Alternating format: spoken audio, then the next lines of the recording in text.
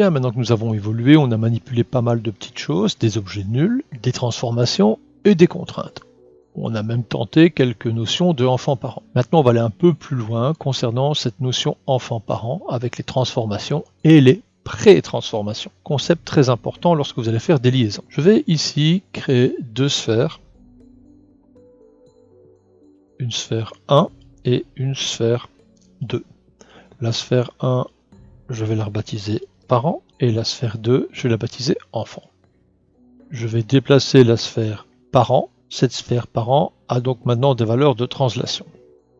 Je vais modifier sa rotation, et ce simplement pour des fins pédagogiques, modifier son échelle, et je vais maintenant connecter l'enfant. Si je connecte l'enfant, automatiquement l'enfant hérite de tout, et donc bilan, cet enfant, si je le manipule un tout petit peu, il se retrouve pile poil au même endroit que le parent, et subit les mêmes transformations.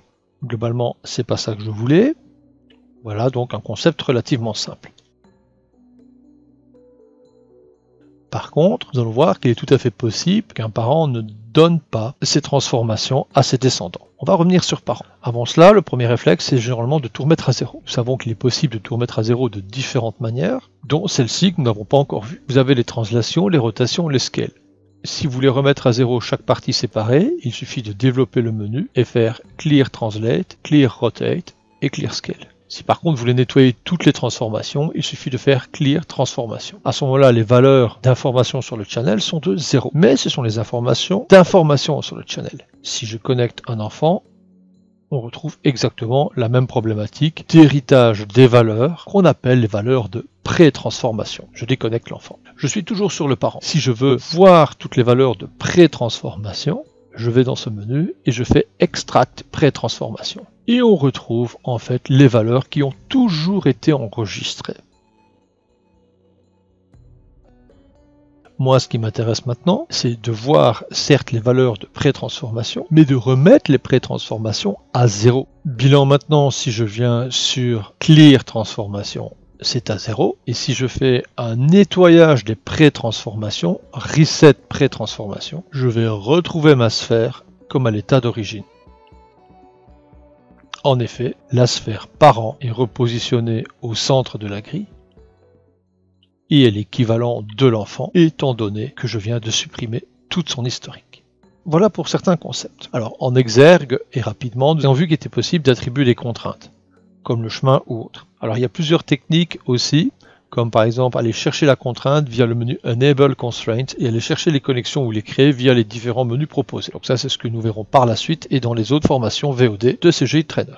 Revenons un petit peu à cette notion d'enfant-parent. Ce que nous allons voir maintenant est très important. Je vais donc refaire le déplacement de la sphère et surtout modifier son échelle. Si je connecte l'enfant, nous savons qu'il hérite. Si je coche Child Compensation et que je connecte, il hérite quand même. Alors puis là on pourrait se dire à quoi sert le Child Compensation. Le Child Compensation doit être fait avant toute transformation. Donc je vais faire ici Clear les transformations et je vais faire Reset pré-transformation. On obtient donc un objet 100% d'origine, si je puis dire.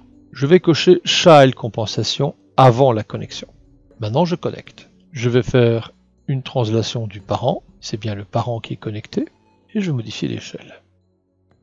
Je vais modifier la rotation et leurs différents sens. Je peux placer et faire ce que je veux. On remarque que l'enfant ne subit strictement rien. Maintenant, je désactive Child Compensation. Aucun rééquilibrage ne se fait pour rattraper le retard. Par contre, maintenant, si je bouge, l'enfant suit. Si je tourne, l'enfant suit, et si je modifie l'échelle, l'enfant suit.